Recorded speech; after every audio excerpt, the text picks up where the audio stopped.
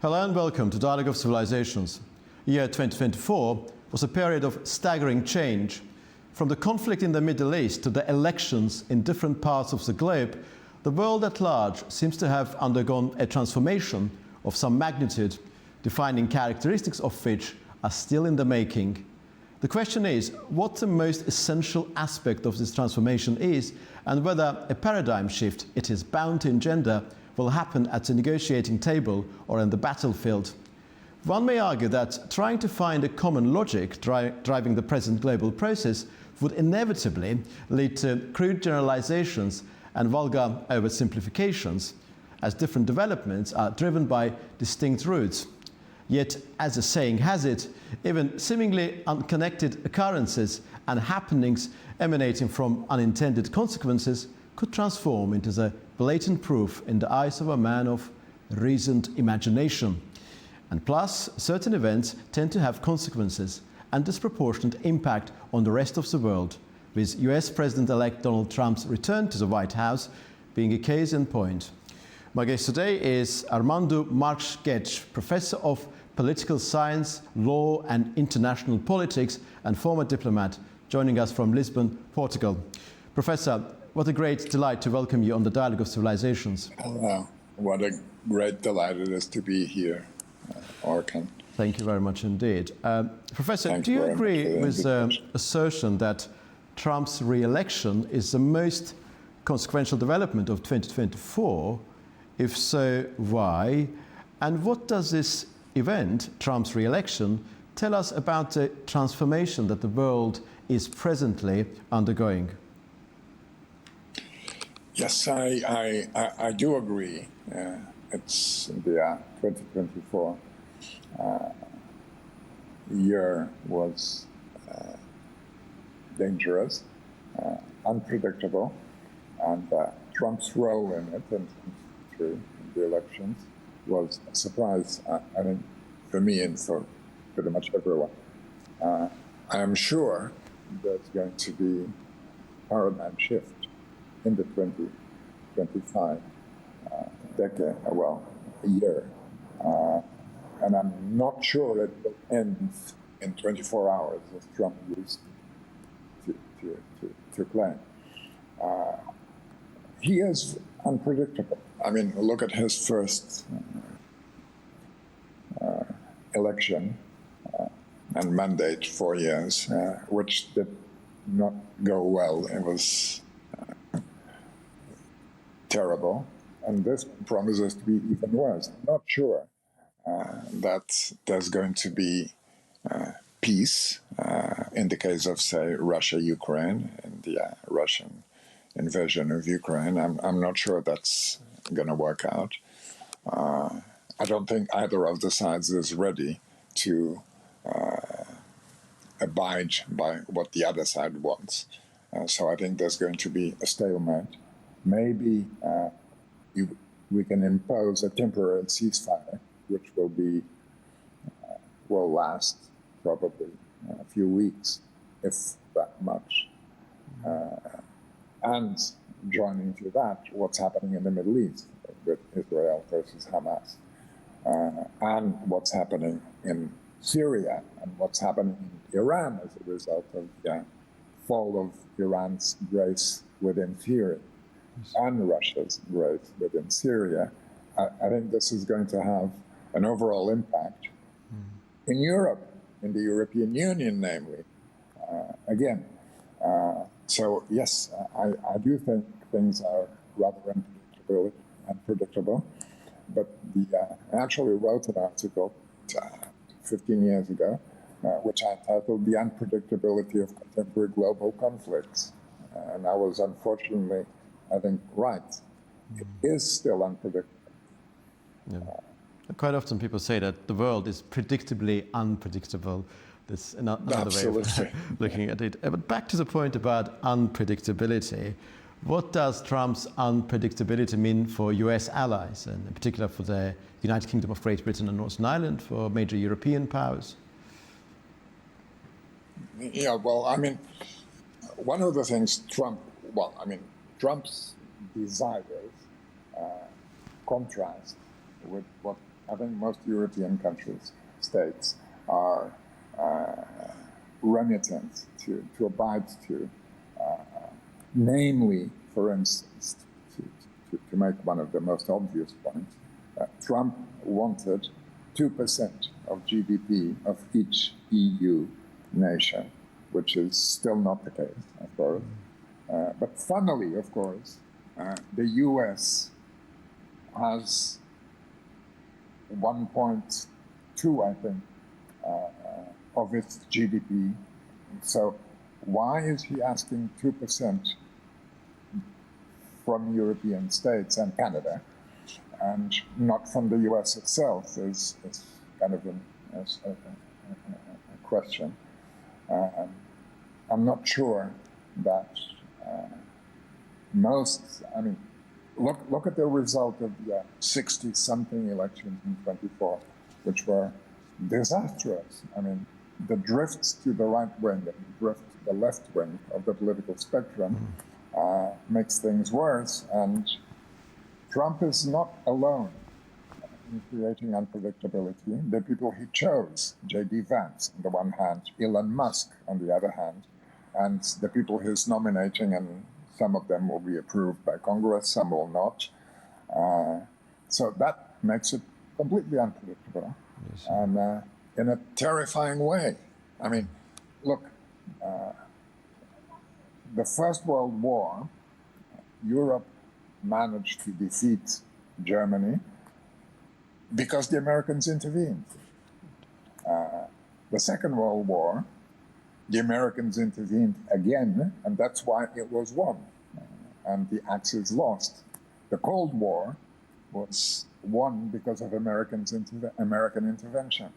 Otherwise, Russia would have turned all of Europe into puppet states, is my guess. So I'm very careful when thinking about the future, because I think that Trump's comment, reiterated comment, that he's going to solve the Ukraine-Russia problem in 24 hours is completely absurd. I don't think this is going to work. Zelensky is not up to it, Putin is not up to it, and a ceasefire will not be stable. So I fear the worst. I mean, I do not think there will be a nuclear war. That would be stupid, that would be a killer. But I think things are going to become tougher and tougher, more and more complex. And a lot of countries are going to shift sides along the path. In the context of Dialogue of Civilisations, we're always we make an attempt to understand current affairs from the prism of what has been happening for some considerable time. So to give events some sort of temporal context, as you mentioned earlier, yes. What does Trump's personality mean in the context of Dialogue of Civilizations? Some would say that in view of his protectionist outlook and declared objective to end the war in Ukraine and some other developments, the element of confrontation defining present geopolitical landscape will be somewhat curbed, giving way to, if not cooperation, but to some form of dialogue. What would be your take on this? Well, my take is, I don't think either Trump or Putin are being earnest about their dialogue, which I don't think is a dialogue. Each of them has an agenda which is incompatible to the other's agenda, even though there seems to be a kind of funny friendship between Putin and, well, at least between Trump and Putin. I'm not sure Putin has any sympathy in relation to Trump. Trump appears to have, like Orkhan does in Hungary, some respect for authoritarian regimes like Russia's. And the result of the elections in Europe in the last year, 24, were disastrous, with a drift to the right. And at the same time, worldwide, looking at the context, the temporal context, worldwide, we used to have, during the Cold War, we used to have First World, the Second World, and the Third World. Now, the Third World was, of course, an invention of Indonesia, Yugoslavia, a series of other countries, but mostly these two, I think. Now we have a thing called the Global South, which really, as an entity, it really makes no sense. I mean, the members of the Global South, if you notice, the most important ones are, they claim, Russia, China, India, which are all in the north. So why the Global South? Why call it the Global South? It's kind of an echo from the colonial period until the end of World War II and until the 50s, 60s and decolonization. I don't know what the Global South means nowadays. I mean, the only major powers or semi-major powers, medium powers in the Global South are Brazil and South Africa. All the others are in the Global North. So the antagonism is being badly designed, projected by... We're using words that don't fit the bill. This is my point. Well, my perception of the concept of global north has always been based on the idea that it does entail Western civilization, Europe, North America, Absolutely. And Japan, despite not being a European nation or Western nation, but still being part of that family. And global South being something which is not related to that dimension. So that has been my influence on the basis of that comparison. Yes, but think of Brazil, who is, wanted to have nuclear weapons, has a growing navy, has an incredible, it's stronger militarily than other Latino countries, Latin American countries.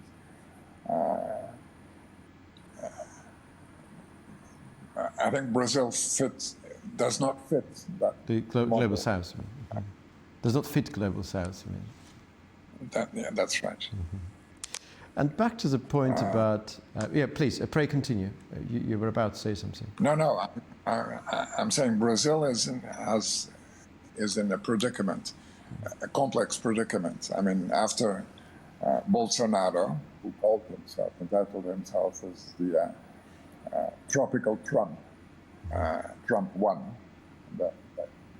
To Bolsonaro now, who is kind of a Cuban, Nicaraguan style left-winger, Brazil is in dire straits, I think. I mean, look, in Portugal, the estimate is that there are between 600,000 and 800,000 Brazilians coming to Portugal to stay, so as to run away, some from Bolsonaro, some from Lula. But historically, that's been happening since the late 19th century, when things were wrong in Portugal with civil wars and liberal movements. And in the 19th century, a lot of Portuguese went to Brazil. When I mean a lot of Portuguese, millions of Portuguese went to Brazil. And in the 20th century, every time there was havoc in Brazil, Brazilians would come to Portugal. Every time there was predictable havoc in Portugal, the Portuguese went to Brazil. Sometimes they returned. Half the times they did not return. They stayed, and the Portuguese who went to Brazil became Brazilians. And the Brazilians coming to Portugal, a number which is increasing, are, the second and third biggest flows of immigration into Portugal now in the last 2 years because of the uncertainty instigated by both the Middle East and Russia, are Americans and French guys after the Brazilians. And a lot of Angolans are moving into Portugal as well. So this is a game changer, obviously, isn't it? Yes, indeed. I mean, yes. To go back to the subject involving Europe and Russia-US confrontation in Ukraine, on the subject of Ukraine, I mean, I assume you agree with this and believe that what may happen at some point soon is not going to be a peace treaty, but a ceasefire putting an end to an active phase of military confrontation, and that larger war, I mean, in Ukraine is of generational nature and will only be resolved in 30, 40 years. In terms of civilizational identity of Ukraine and the Russian perspective on that, do you think having a truncated Ukraine with certain parts of it controlled by Russia would be a preferable, including Crimea and Eastern Ukraine, would be a preferable ultimate objective for Russia? Or rather, it is all about controlling whole Ukraine is what Russia wants to achieve? Not only does he claim that he wants to achieve, Putin, the whole of Ukraine, including Lviv, Austro-Hungarian Lemberg, but he wants to go to Moldova. About this. He's mobilizing efforts with success in Georgia, right next to you guys. So I think he wants to reconstitute the Soviet Union more than just beat Ukraine. And then he wants to get back something that was taken away from him back and forth, which are the three Baltics and Poland, which is becoming a fearful for Russia enemy. But let's see what happens. I think CDU is going to win the elections. SPD is going to be second. AFD is unfortunately growing, radical neo-Nazi party, arguably, which is not good news. And the Greens, which used to be the left, are now on the side of Ukraine against Russia, which is strange, weird, as Kamala would say.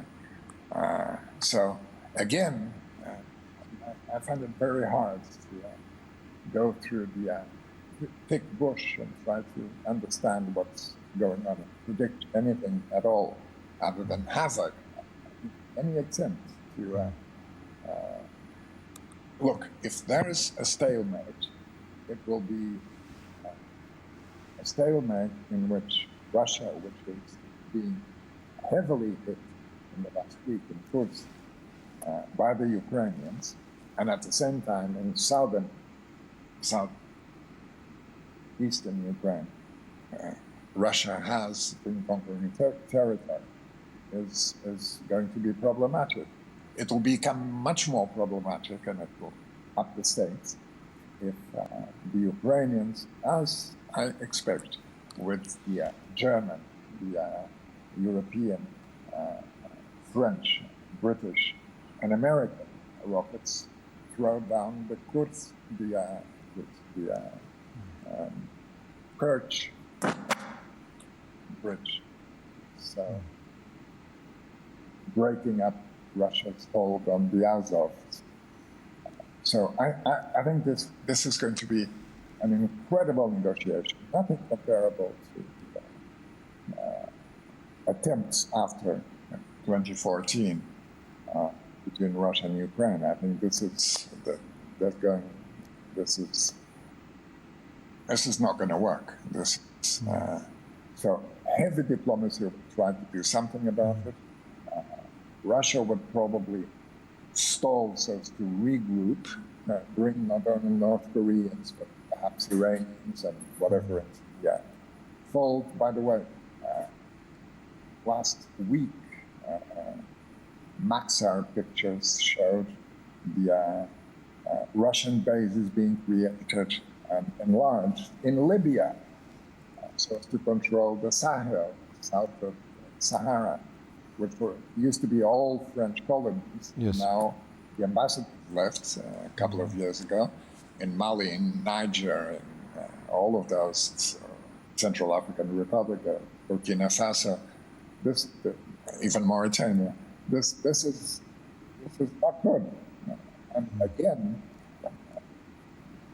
Russia is creating instability in both the West and the Western allies, which is bad, and the West is creating for Russia. When, for instance, Israel, which I think is a Western country, together with Ukraine, together with the US, mostly, is taking off Assad in Syria and basically closing Tartus and Latakia, which used to be a naval and air base of Russia, and is no longer. Yes. So things are shifting very quickly. God knows what's going to happen. Talking about Israel and its operation against Hezbollah, what is the role of unintended consequences in wider geopolitical realm? And to what extent do you think that they could play a crucial role? For example, a recent article published by the Foreign Policy states that, and I quote, that Israel, for all its spycraft, did not predict that its hammering of Hezbollah in Lebanon would lead to power change in Damascus, connecting the Israeli success against Hezbollah and the fact that it undermined Iran's proxies actually led to those developments in Syria. What is the role of, do you consider this unintended consequence in the first place? And to what extent unintended consequences could play a crucial role in defining the world at large? Yes. Well, I'm not sure there were unintended consequences. I think, certainly the Israeli intel had rumors that something was going to happen in Gaza, moving into Israel. I don't think they knew what the scale was. Certainly Netanyahu was waiting. I'm not sure about the unintended consequences. I think many of them were intended consequences, like 9/11, but we're in the age of surprises. Did you expect 9/11? I didn't. Did you expect Brexit? I did not. Did you expect Hamas attacking Israel as violently as they did? I didn't. Did you expect Netanyahu to demolish Gaza? Yes. I did not. Did you expect... You talked about the Foreign Affairs article. Yes, indeed. I've also read an article a month ago published by George Friedman, claiming a few months ago, six or 7 months ago, claiming that the Russians were not happy, as the Americans were not happy, to have Iranian Hezbollah plus Iranian generals of the Iranian army, so not only its proxies, the Hezbollah, but Iranians in Syria. So they wanted to kick them out. This was the argument. This was 6 or 7 months ago. Yes. Friedman and his geopolitical, whatever is the name of his review. I think Stratford. Someone writes an article about this. Yes, indeed. Exactly. And my last question is going to be about the South Caucasus, our region, where Azerbaijan and Georgia and Armenia are present. So what will be Trump's policy regarding South Caucasus, in particular in the context of Azerbaijan and Armenian peace process? A report by Stratford a leading geopolitical intelligence platform to which I believe you made reference earlier, says that Yes. Armenia's efforts to secure strong support from the United States will be blocked, will be thwarted, as the Trump administration will put an emphasis on relations with Azerbaijan as a regional counterweight to Russian, Iranian and Chinese regional influence. What is your reflection about this particular prediction? I think it's a good prediction. Notice, I think we both know about what happened in Nagorno-Karabakh, in which Russia, which usually supported Armenia, stopped supporting Armenia and allowed Azerbaijan to retake Nagorno-Karabakh. That was a surprise to me. But then again, a week and a half ago, there was the dreadful airplane crash that was going to Azerbaijan and went to Kazakhstan, and who's guilty in this? Was this accidental or was it? I think this is complex. I'm not sure about Iran. I'm quite sure Iran has been slapped, and Russia as well, in Syria, which means in Syria, in Lebanon, eventually in Iraq, eventually in Turkey. I think all of it is going to change, and that regional context is going to change the political and military dynamics in the South Caucasus, as you call it. Again, I think this is going to be of such a level of complexity. It's going to be require a lot of diplomacy. I'm not sure the states are ready for serious diplomacy. And I think this is, again, I mean, it's the fog of war, isn't it? Yes. One cannot predict at all. I wish I would have a magic wand or a kind of a crystal ball to be able to guess what the future is. I don't think at any moment in time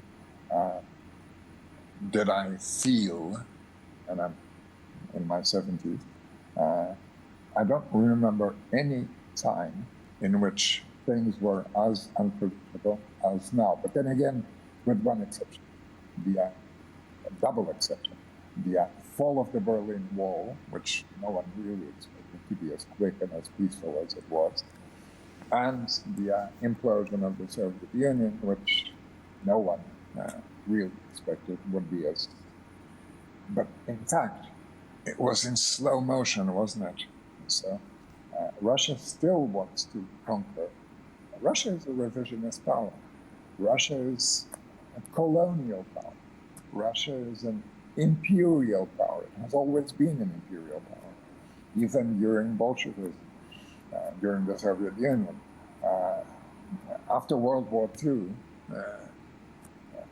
the Americans stayed in Ramstein with 700,000 military in Germany, kept a few other troops and nuclear weapons all around, created NATO.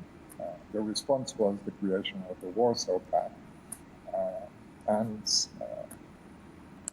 that led to the Cold War, to a long Cold War, which in the end resolved itself, and to me, a rather surprising, peaceful way.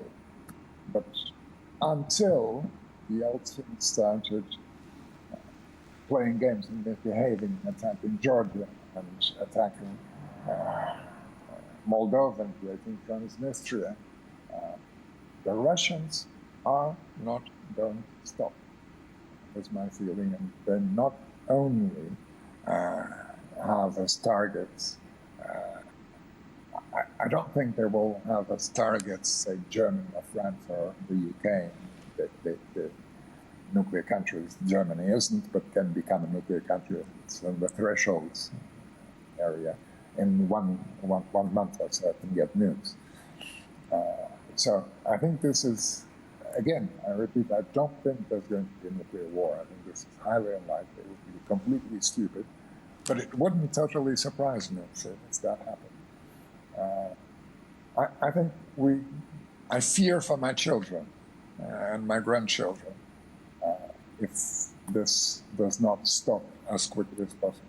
I don't think the Russians have the power, and I think if Russia uses nuclear weapons, China will, they've said it, as India did. We're going to react and we're going to break up the idea of the BRICS.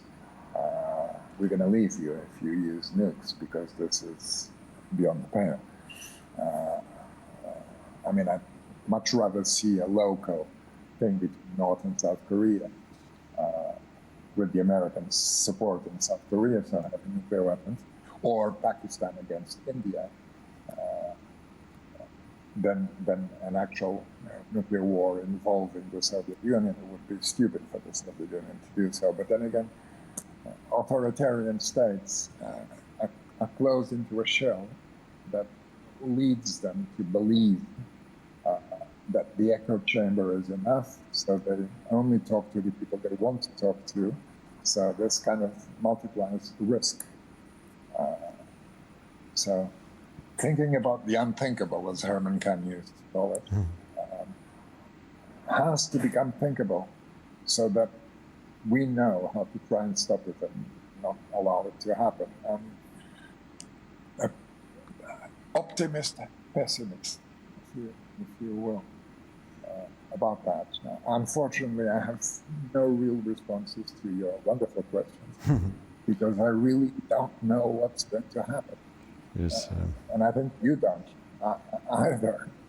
I mean, we wish that the world becomes peaceful, that trade goes on. I'm not sure that's going to happen at all. Azerbaijan is, by the way, to my mind, and by saying this, I think Azerbaijan is in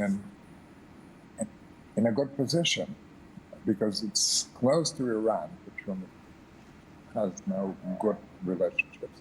It's close to Russia, with whom the same. It doesn't have wonderful relationships either, but it's growing so fast and developing so well, and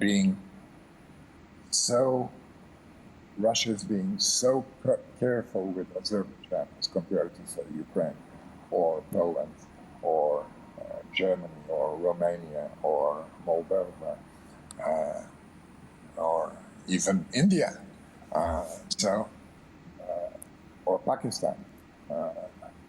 I think Azerbaijan is on the path to becoming sort of Emirates or Dubai or Abu Dhabi or so it's going to be a kind of new mega Singapore, I think, in the Middle East. That's good news, if that's the case. You have oil, you have gas, you have the Caspian, Beluga. So you're going to do well, I think. Your relationships with Europe, you're not a European member, EU member, but you're part of the EU family, as it were, as Russia used to be with an ambassador in Brussels in one sense. But this is, you're in the Eurovision, Azerbaijan. It's thought by the Europeans as being a European country, which is surprising, which is not the case with Iran. But I mean, then again, Australia is also the Eurovision festival, which is weird, right? So, well, it's another question. What does I mean? Geographically, it's one thing being part of Europe, but also, of course, there is another notion of Europe being part of the European organizations, the Council of Europe, and so forth. That could potentially also make you European. And also, the case of Israel is very, I think, case in point in terms of not being physically in Europe, but being considered part of European civilization in general, so to speak. Azerbaijan's identity is multidimensional, and of course it's a nation in the South Caucasus, and it's part of the Turkic world, and there are different elements to its identity. Professor Armando Marques, I'm so grateful to you for your time. We had a lovely conversation, and I very much hope that in the fullness of time, the self-same opportunity will emerge again. So do I, and thank you very much for the invitation, and sorry if it was confusing, but it's confusing because I think the world is confusing. Indeed, yes. Reflect. We're in a flux, as we say. Thank you very much. A flux indeed. Thank you. Thank you very much. This was Professor Armando Marques, with whom we have discussed some of the possible implications of President-elect Donald Trump's return to the White House and what this development says about the transformation that the world is presently undergoing. Looking forward to welcoming you to the next episode of Dialogue of Civilisations.